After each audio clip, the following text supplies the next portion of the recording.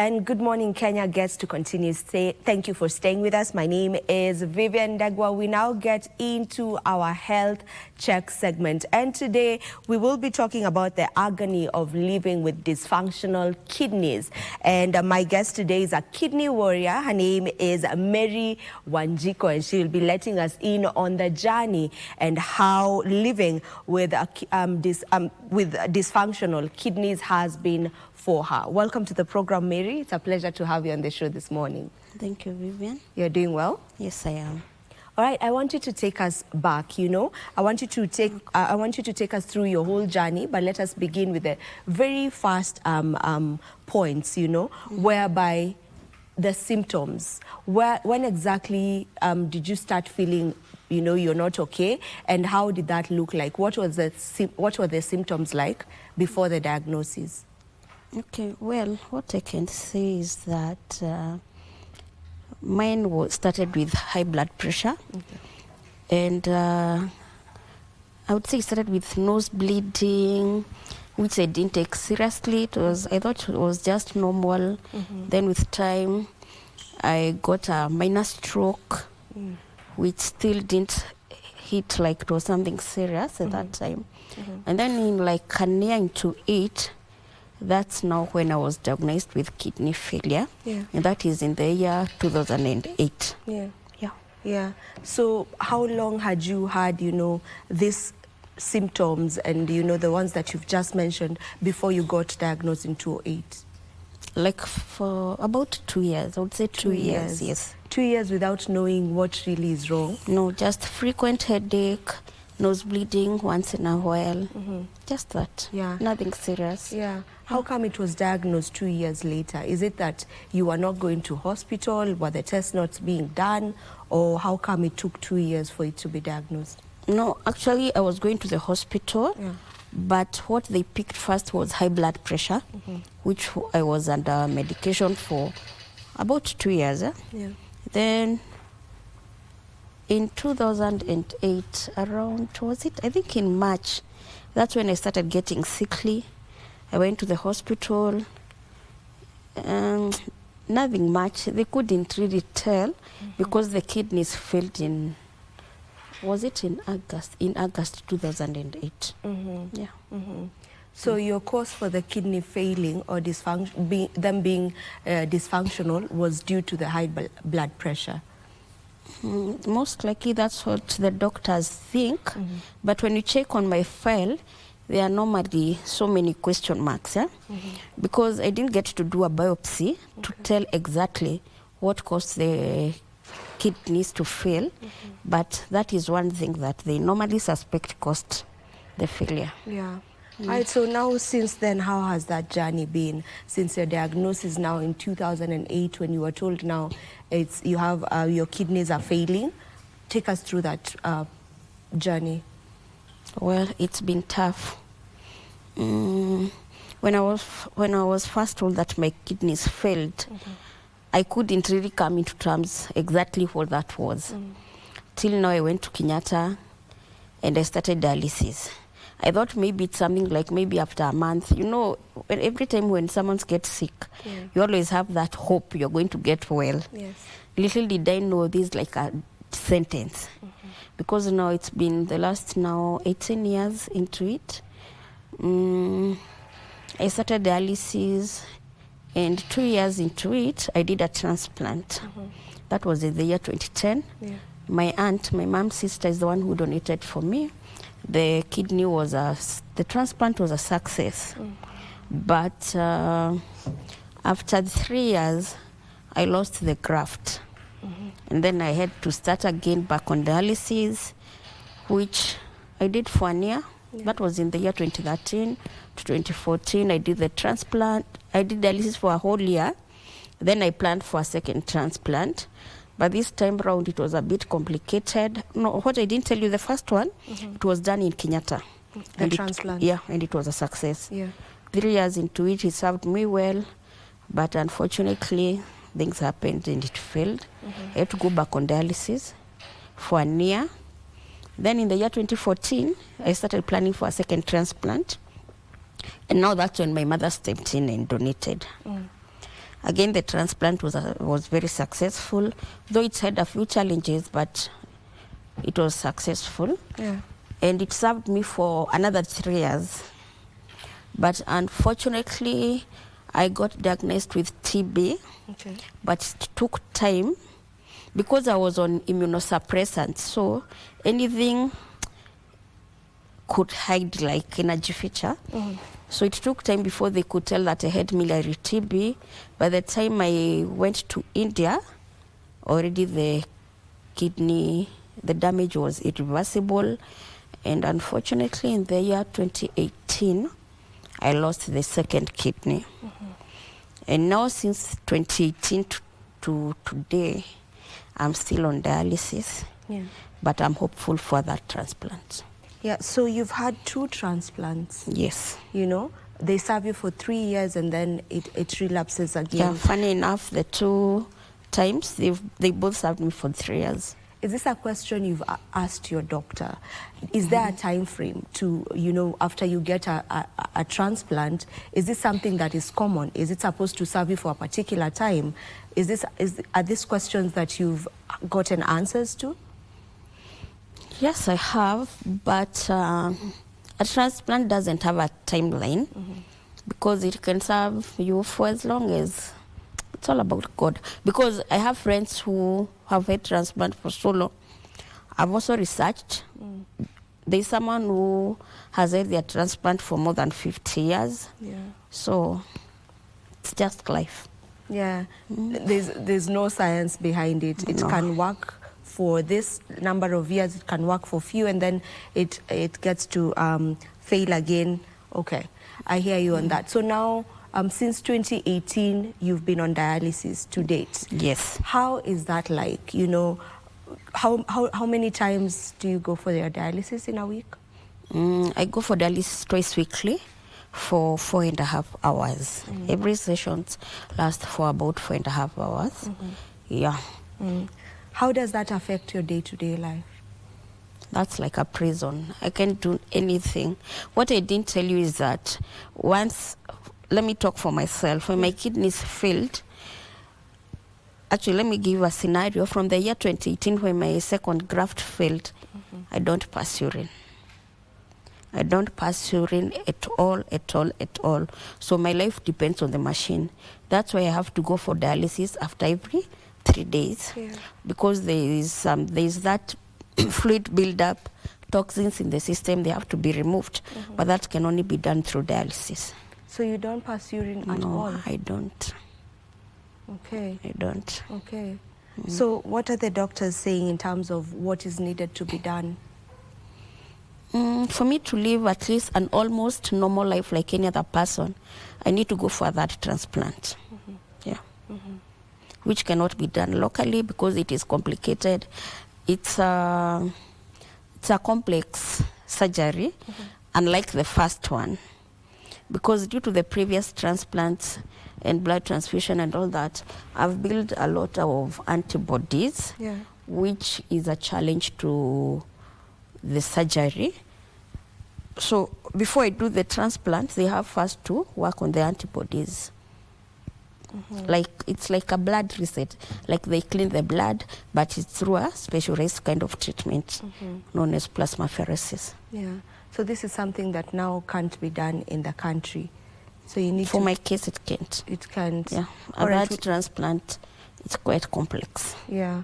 Okay, we'll get into that so that you can let us in on, you know, where exactly is this transplant supposed to happen and how maybe you can be helped through that, right?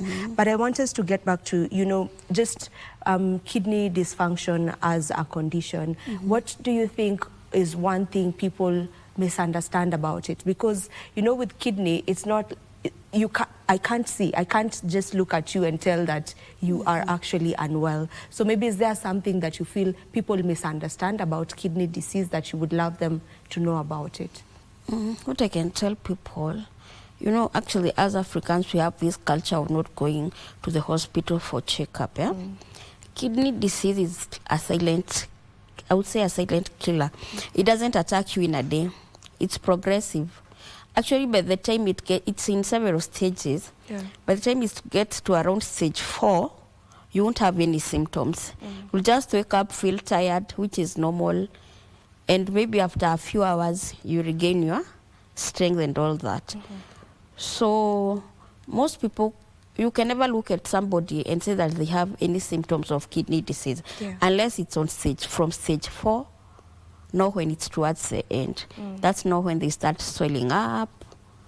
That's the only time you can tell, because even when it comes to the urine output, it doesn't happen like immediately. That is towards the last stages, actually when you're on dialysis. Yeah. So I think people should maybe have that culture of going for body check. That's only, and actually it's a very simple test. With just the urine test, you can pick whether you have kidney disease or not. Yeah. Yeah, and it's easier when it's picked earlier. It can be managed at that point. Yeah. Yeah, I know that someone who has dysfunctional kidneys, of course their diet now does not look the same as someone else who doesn't have that condition. So could you take us through your diet? What are the things that you're supposed to eat? What are you not supposed to eat? How does that look like?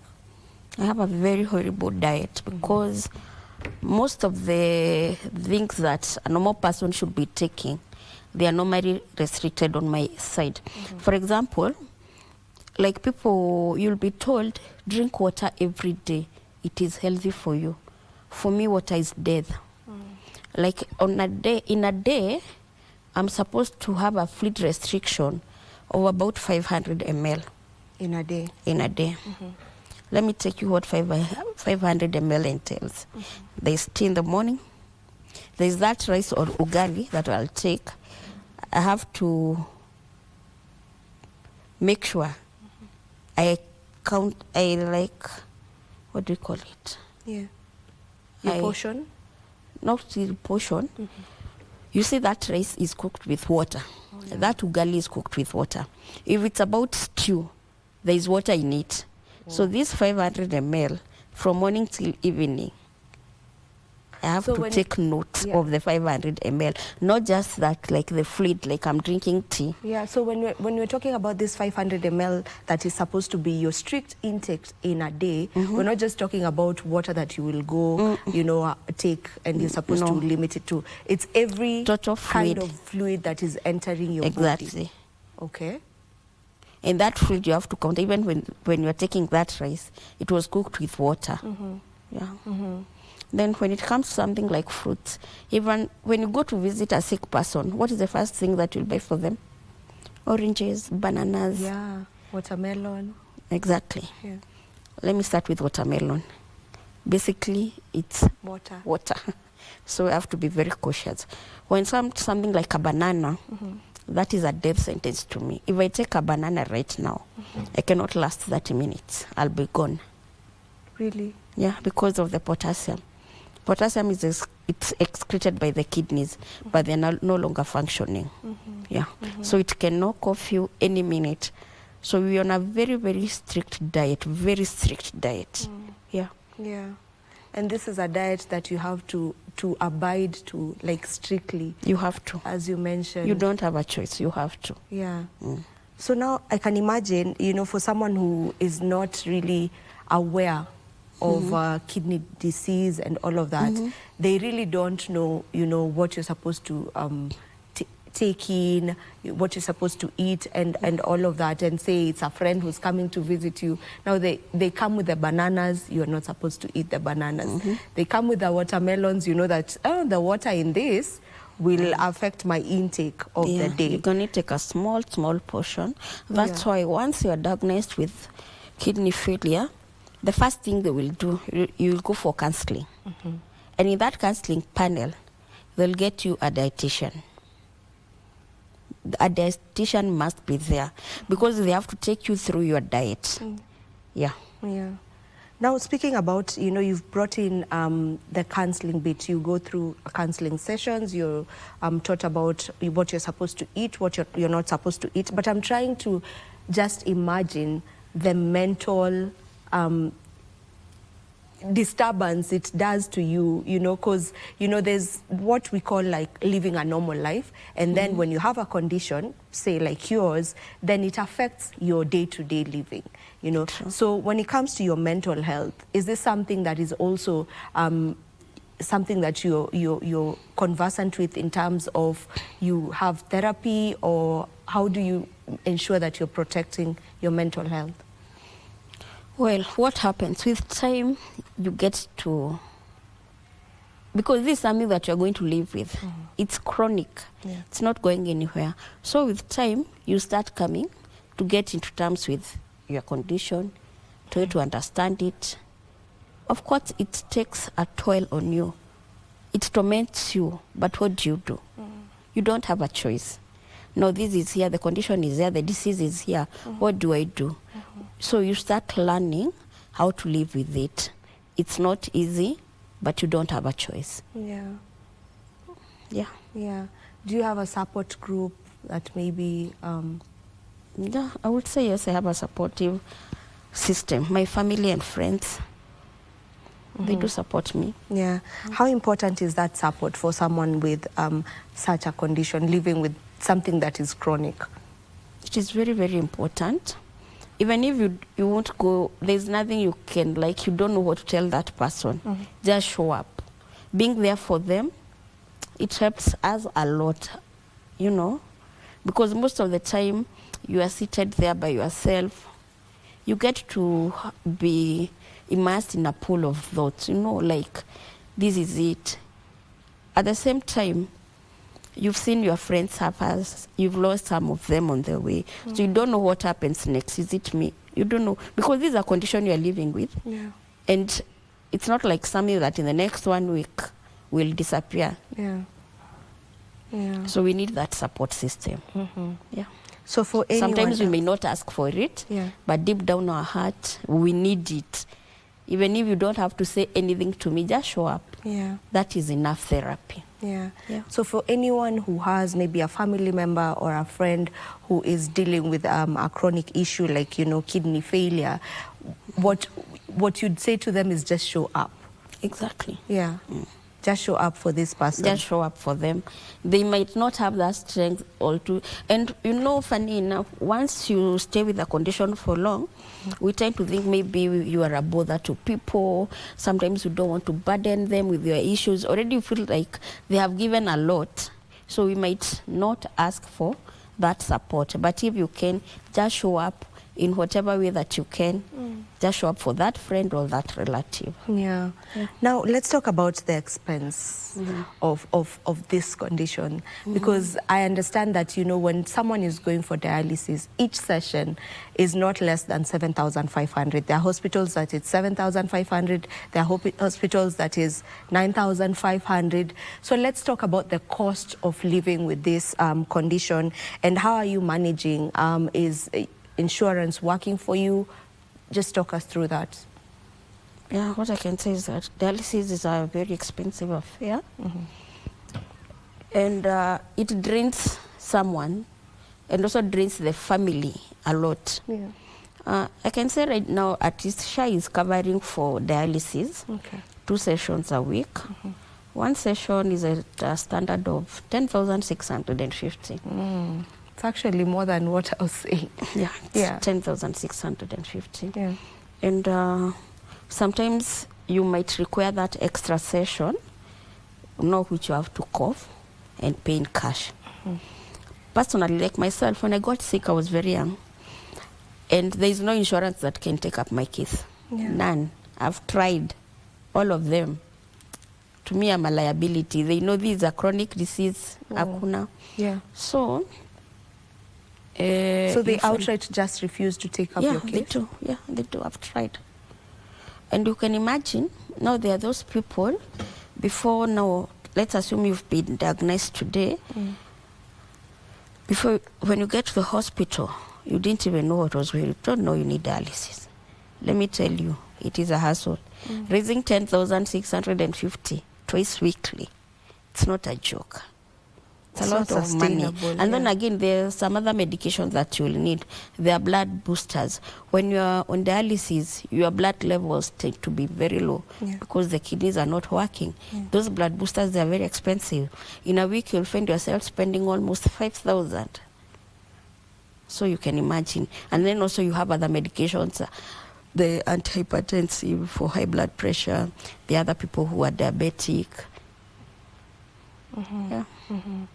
And not just that, like in my case, because of the long stay on dialysis, I've developed a bone disease. It's a mineral disorder. So those those binders, they're expensive, my friend. In a month, I spend over 20K. So you can imagine, I'm on high blood pressure medication, I'm on those binders. Very, very expensive. Yeah. It's an expensive disease. Back in the days, it used to be associated like the disease for the rich, but it's not for the rich. Actually, the reason why they used to say it's for the rich is because the poor could not get to the hospital. You see? And they could not sustain, getting their medication. Leave alone sustain. Even getting to the hospital by the time you are diagnosed that you have kidney failure.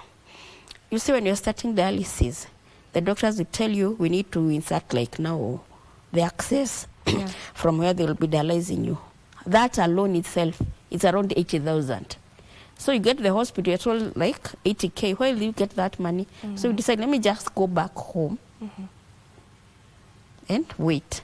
But back now the rich could afford. That's why this disease used to be associated with the rich. But it's not for the rich people. Right now it's affecting everybody. If you go to the hospital, from the youngest to the oldest.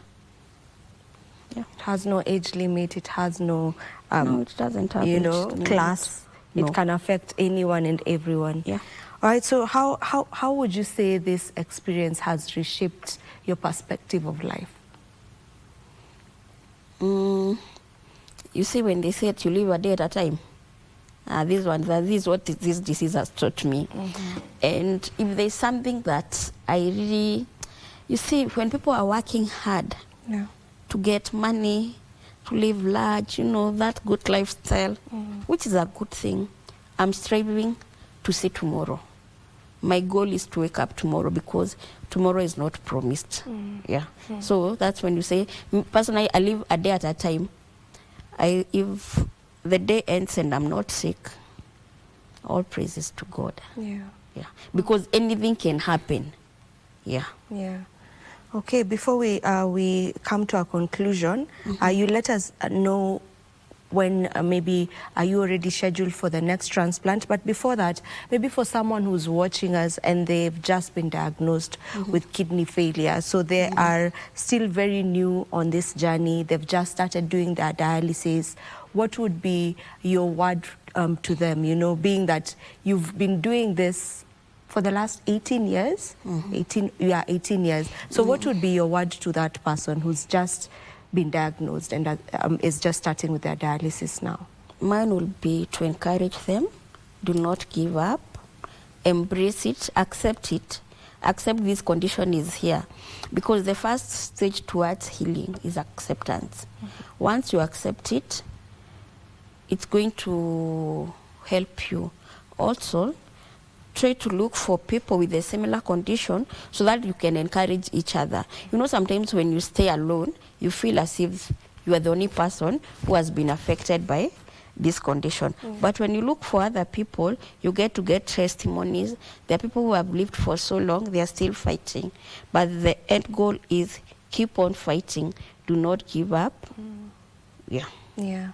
All right, so you are supposed to get the third transplant. You're supposed to undergo your third transplant. Now, let us in on that. Do you already have a hospital that you're supposed to go to? Do you already have a scheduled date? Are there expenses that need to be, maybe covered? Just let us in on that. Yes, I'm hoping for that transplant, God willing, this year. A date has not been scheduled. Reason being that I'm still looking for finances. this being a that transplant, it's a very, very costly affair. As I've told you, there's a procedure that I have to undergo before the transplant. And due to my previous 2 transplants, I've built a lot of antibodies.